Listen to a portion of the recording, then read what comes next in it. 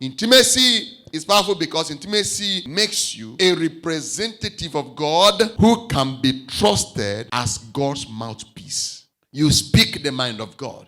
You say the will of God. Intimacy is powerful because it affords you certain unusual privilege.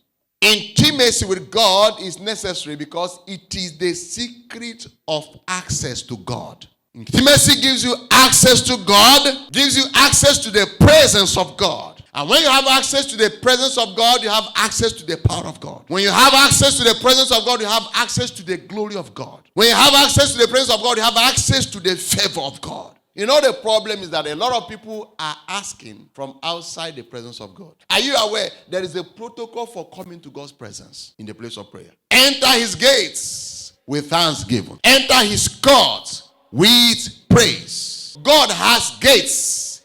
God has courts. And he has inner courts. So, but there are people who didn't enter the gates. They are outside the gates. And they start demanding.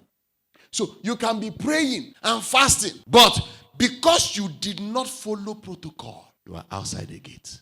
You can carry the power of God without the presence of God. Yes, very possible. But you cannot carry his presence without his power.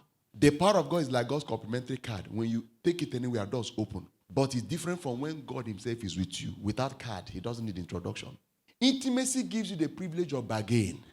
Intimacy makes you say, I don't want this one. This is the one I want.